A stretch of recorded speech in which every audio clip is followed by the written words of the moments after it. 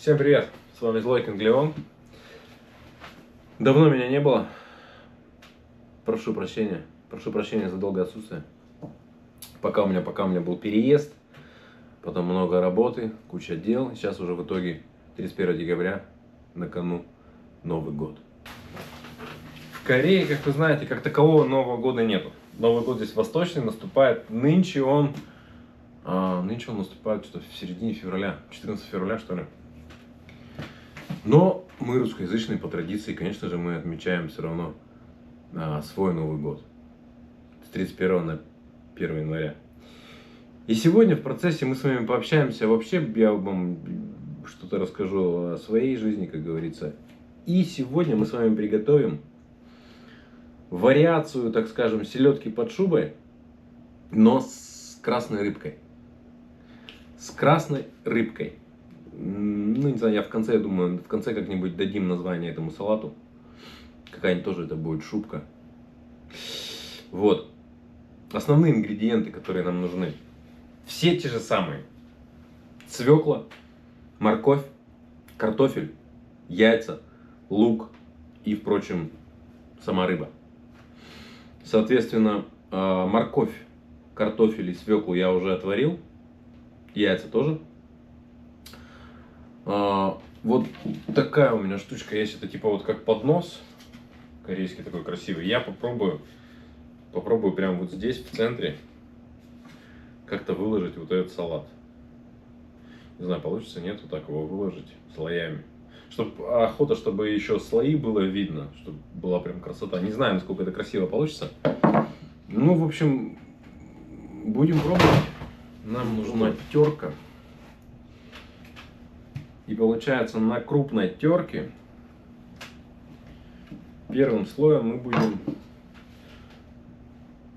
натирать картофель.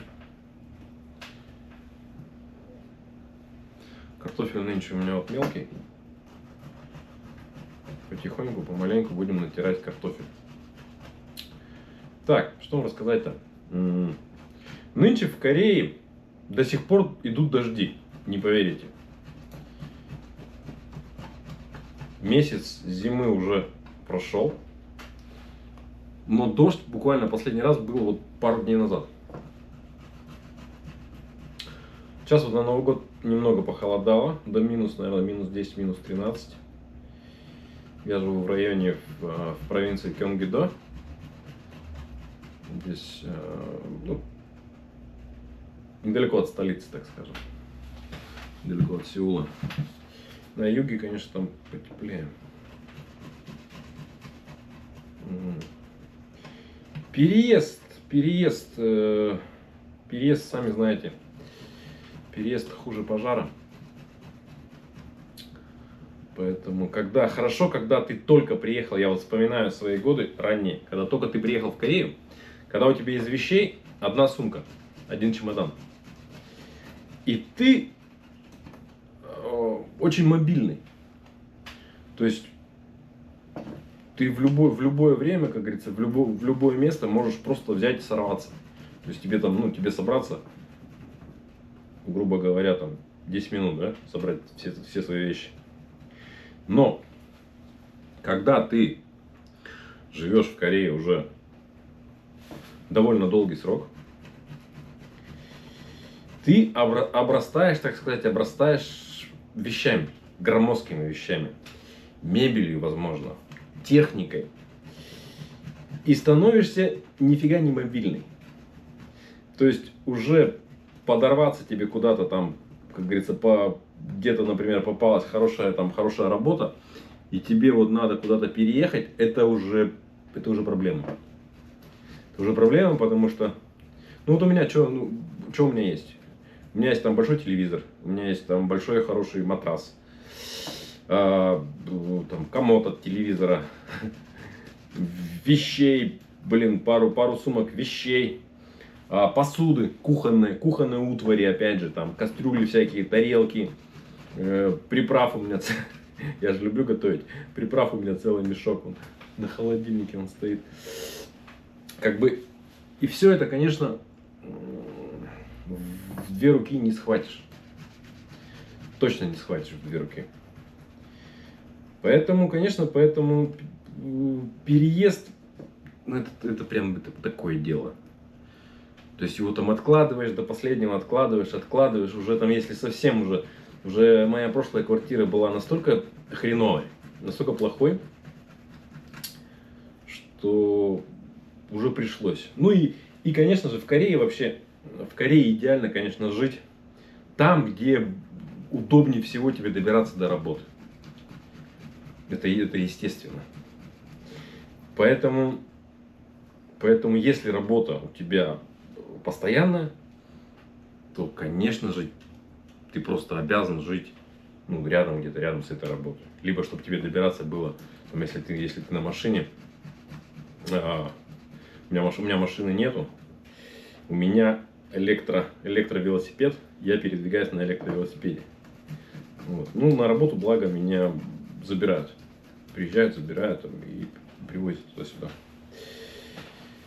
Так, картошки что-то много. Сейчас будем выкладывать первый слой картошки.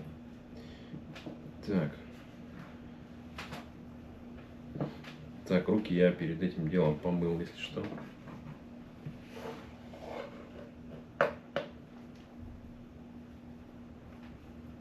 О, нифига себе, сколько картошки получилось. Много. И как всегда, вот я не знаю, в кого это, но мне кажется, вот у многих так. Мы привыкли готовить вот тазиками, бадьями. Мы не можем приготовить, чтобы на один раз, на 1-2 раза покушать. Нет же, правильно? Мы готовим всегда тазиками. Для кого? Неизвестно. Это ладно раньше. А часто, ну, как говорится, я уже давно один живу. И готовить-то, по сути, не для кого. Но все равно продолжаем готовить тазиками. А это же все нереальное количество калорий, которое по итогу все равно ты сам все один поглощаешь. Так, ну вот здесь квадратик у нас есть. Надо вот так все принять. Сильно плотно не прижимайте. Так, майонез, нам нужен майонез. Так, картофель, значит, мы уложили. Уже можно покрыть картофель майонезом.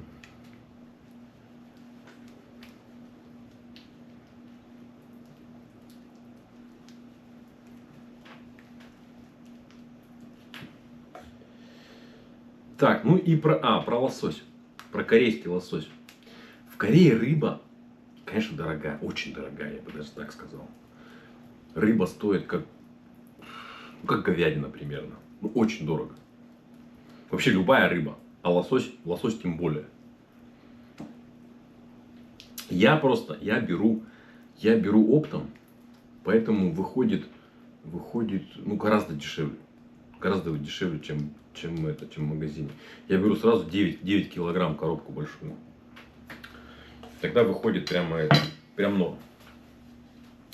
Так, картофель, значит, мы сделали. Дальше что у нас идет? Дальше у нас идет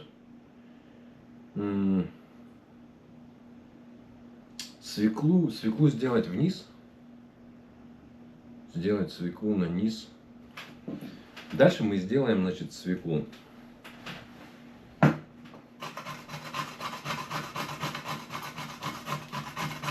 Сейчас мы все уделаемся в этой свекле, как обычно. Все будет красное. Вот это нормально. И вот дальше насчет рыбы. Селедка. Вообще селедку найти хорошую очень сложно. В русскоязычных магазинах ты ее найдешь, но она стоит, извините меня, наша русская селедка стоит как... Ну, она будет стоить, в общем, как лосось. Поэтому сильно разницы нет. Либо в русскоязычном магазине брать селедку, либо взять лосось в корейском магазине. Ну, я, может быть, конечно, утрирую, но в целом плюс-минус так оно и есть. А селедка, если брать селедку, например, заказывать на маркетплейсе, на корейском, она придет, и она есть, но она будет пресная, не жирная.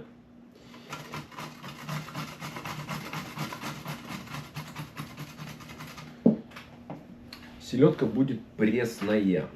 Ну и, соответственно, конечно, невкусная. Вот опять же, когда салат, допустим, вы делаете, вот все ингредиенты должны быть качественными, чтобы общий вкус был топовый. И если где-то, как говорится, вот вы все взяли, да, селедка, допустим, будет вот не жирная у вас, ну не будет вкусный салат. Рыбка должна быть жирненькая, 100%, именно в этом салате. Поэтому вот нынче у меня вот такая роскошь по корейским, да, меркам, так скажем. У меня много рыбы, красной рыбы. Я думаю, а почему бы не приготовить этот салат в новой вариации? Давно хотел, честно говоря, но все как-то, знаете, как типа, ну что рыбу зря переводить на салат. Мы красненькую рыбку, мы ее так съедим. В таком плане. А тут просто реально как бы, ну, куда ее? Везде. И жарим, и парим, и сырой, там, ну, всячески ем лосось. Если заглянуть, как говорится, в историю этого лосося, то это будет кижуч чилийский кижуч. Я говорю, в Корее нет таких понятий, что вот какая-то там рыба как-то называется. Просто красная рыба, просто лосось. Здесь нет там горбуши там, и так далее. В основном магазины здесь, вот, ну, корейские магазины здесь привозят, конечно, норвежского лосося с Норвегии. Он продается охлажденный. И стоит, конечно, он просто космических денег. Так, следующий слой у нас свекла. Выкладываем свеколку.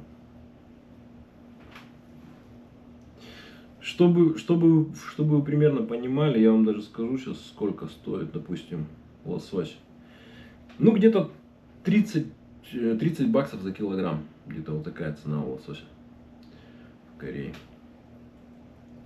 30 баксов за килограмм.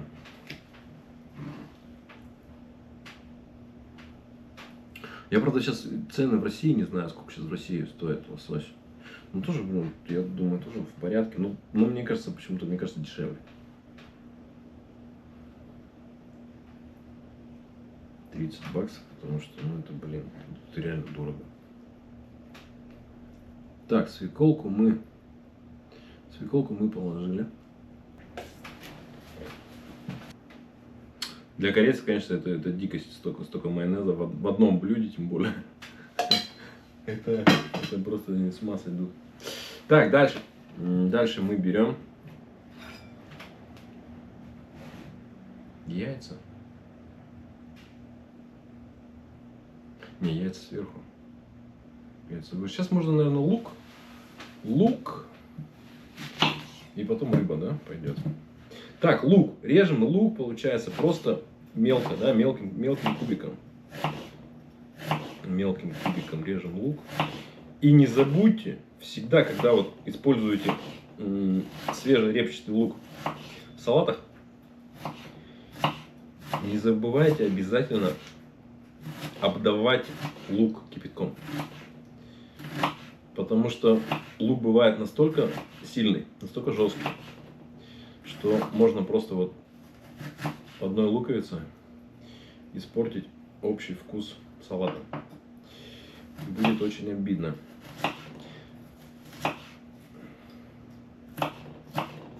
Будет очень обидно, если вы так сделаете.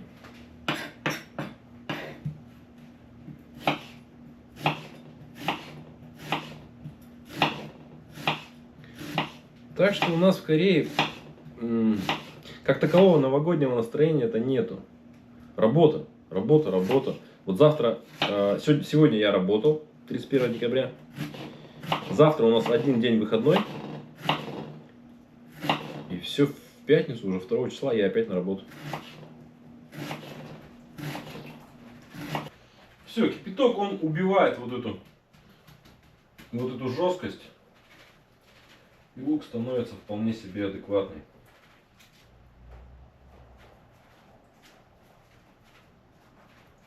Так, хорошенько отжать, чтобы водички не было. И все, выкладываем следующим слоем.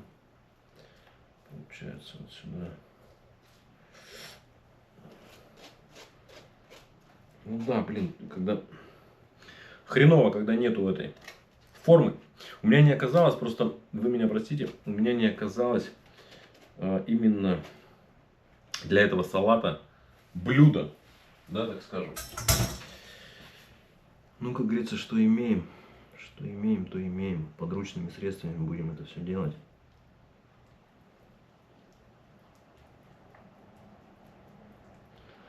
Подручными средствами будем равнять.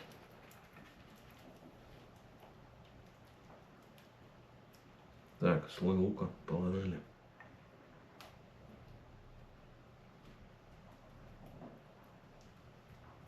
Хорошо. Лук как раз на майонез хорошо сел.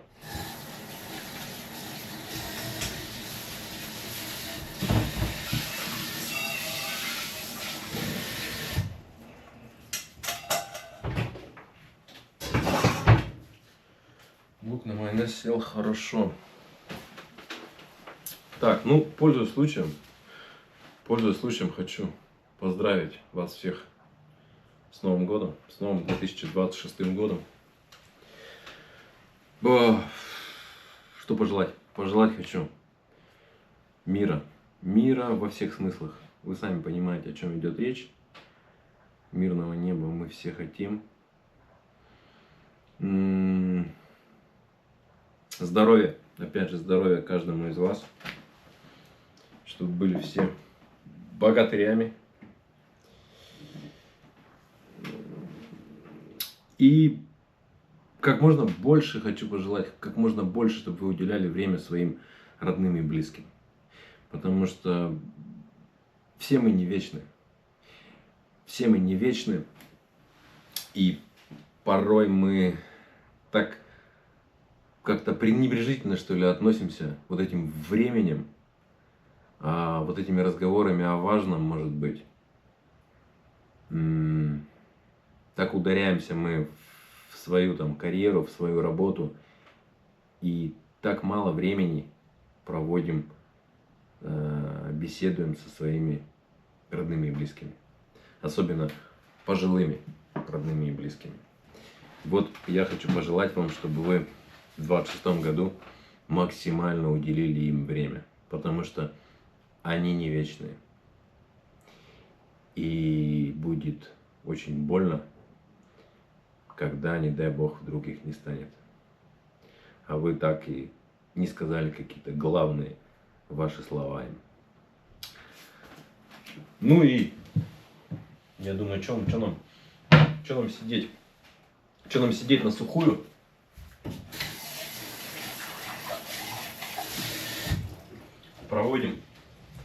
Проводим с вами 25-й год. У меня тут вино есть. Итальянское.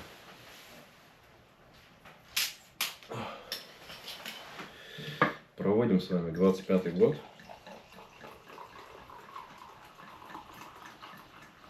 Что это такое?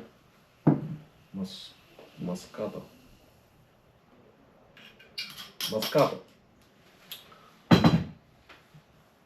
Здрав буди, бояр. Так это игристое.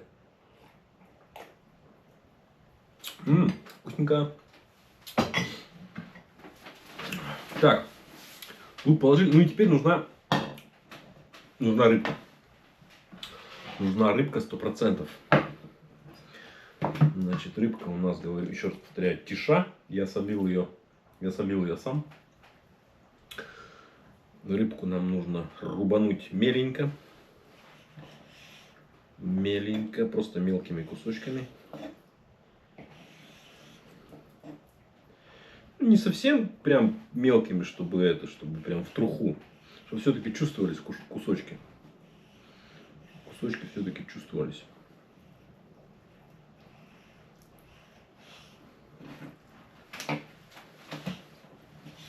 Запах обалденный. Запах просто шедевральный.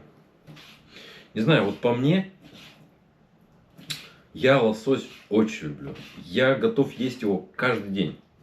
Мне вот, допустим, мне не надо мяса вообще никакое. Я готов есть просто лосося каждый день.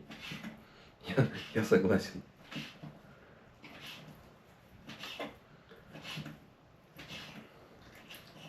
Корейцы, допустим, корейцы тоже, ну, я бы не сказал, что они фанаты вот лосося. Нет. Корейцы любят мясо. Мясо, да, мясо они очень любят. Свинину, говядину, ну, мясо именно.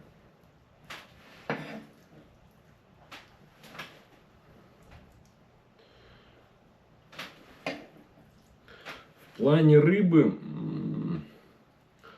на любителя. Хотя у нас тоже, наш народ тоже, да, наверное, конечно, больше предпочитает мясо. Я имею в виду российские граждане. Вот казахи, я знаю, казахи, вот, я не знаю, кто что бы ни говорил, но вот у меня были пацаны, казахи, мое мнение, вот номер один по поеданию мяса. Это люди просто, которые готовы, они могут, и реально при мне, я не буду сейчас вдаваться в цифры, но он очень много съел за раз. Я проспорил ему, одному казаху, я ему проспорил, я не поверил, что он там может съесть за раз несколько килограмм вообще мяса. Он это сделал. Он это сделал, я проиграл. В общем, казахи это самые главные мясоеды в мире. Вот, ну, это, опять же, это мое мнение, это то, что я знаю, то, что я видел.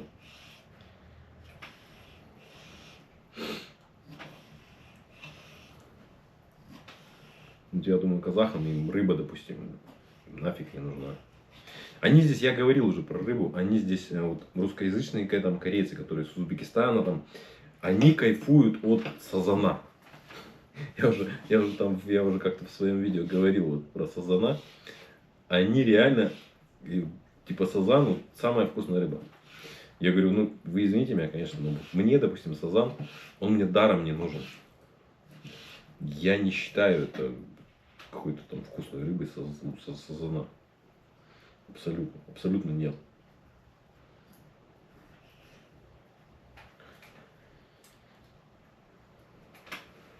Я люблю всю, допустим, всю морскую рыбу. Да, вот морскую рыбу я готов ее есть сырую. Сырая, кстати, вот серьезно, небо и земля. Если вы попробуете даже камбалу, морскую камбалу, сырую, сашими, нарезанную, я вообще не ожидал. Я не ожидал, что она настолько вкусная. Когда она сырая, свежая, вот только что выловленная она, ну, либо с моря, либо обычно ты приходишь в кафешку, там в аквариумах рыба живая плавает. Ты просто показываешь, какую ты хочешь, тебе ее ловят из аквариума и тут же как бы ее умерщвляют, и все, и ты ее уже сидишь и кушаешь там, через 10 минут, да, к примеру. То есть самый-самый свежак. И вот когда самый-самый свежак, там ценно вот самое главное, как по мне, даже не вкус, а вот эта свежесть, вот этот хруст. Потому что тоже, ну, как у любого мяса, у рыбы тоже, когда ее убивают, мышцы получаются, мышцы сжаты. И мясо становится такое, ну, для рыбы как бы это приемлемо, жестковатое, такое хрустящее. И вот это очень такая бодрая фишка. Мне очень понравилось. А потом ты просто ну, макаешь в соус. У корейцев самый, наверное, распространенный соус для рыбы это уксусно-перцово уксусно-перцовая паста. Уксусно-перцовая такая сладкая, сладковатая такая паста. Красного цвета. Ну, она прикольная. Так. Все, желток с белком прям перетираем. Нормально. Нормально. И выкладываем. Сейчас надо аккуратно выложить. Блин.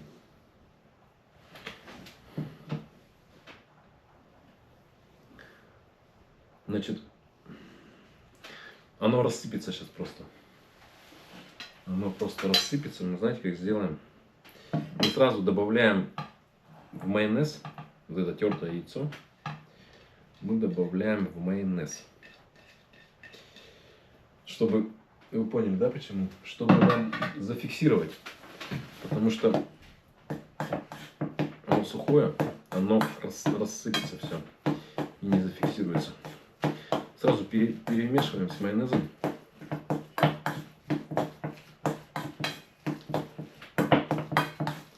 Так, яйцо с майонезом. Яйцо с майонезом. Кстати, у меня есть еще шрирача. Шрирача майонез. Шрирача вместе с майонезом. Добавим еще вот немного вот такого острого майонезика. Как раз он оранжевый, под морковку. Так, вот такого майонезика добавим.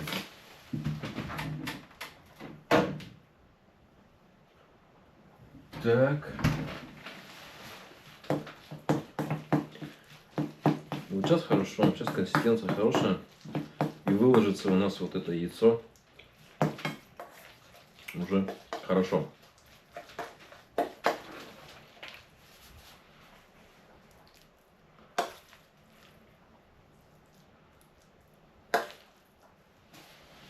Ну да, кстати, нормально.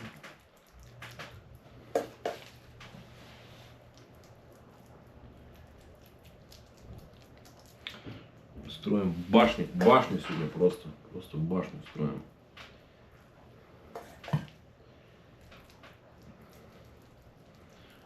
Блин, яиц много.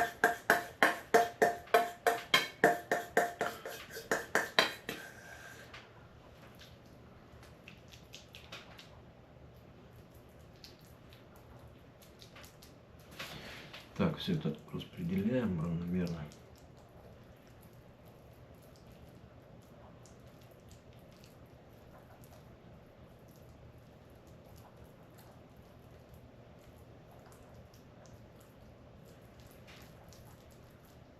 Так, отлично.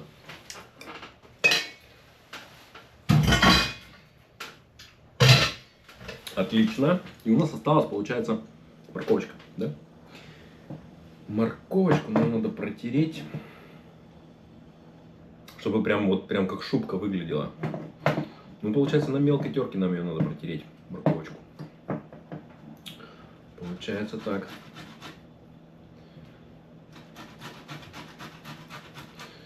Я хочу, чтобы она выглядела более объемно, что ли.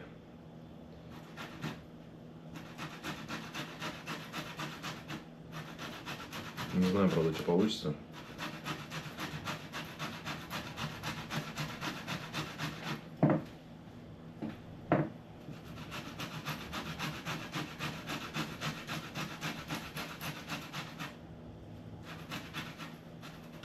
Ну, мы вот эти некрасивые куски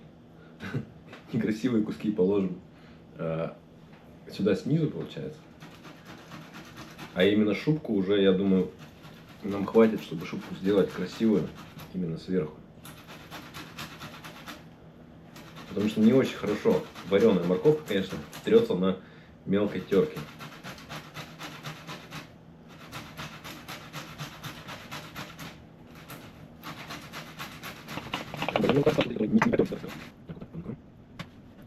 Так, и теперь вот эту красоту надо прям распределить по всему салату.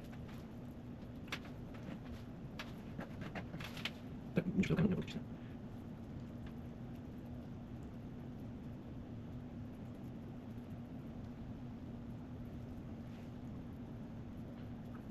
По-моему, хорошо.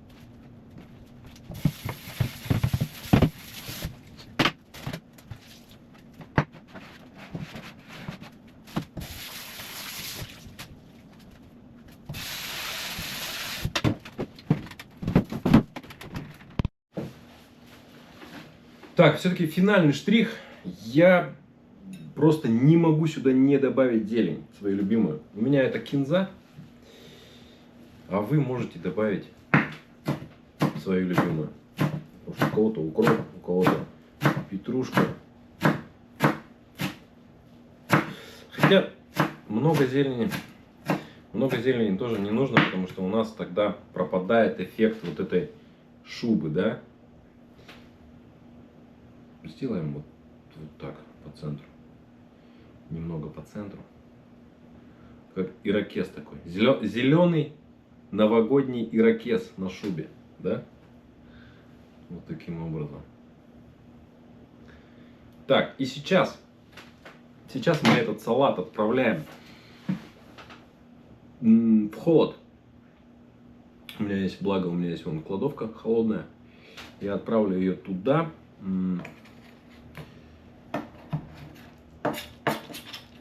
Можно вот чем-нибудь именно форму еще подправить.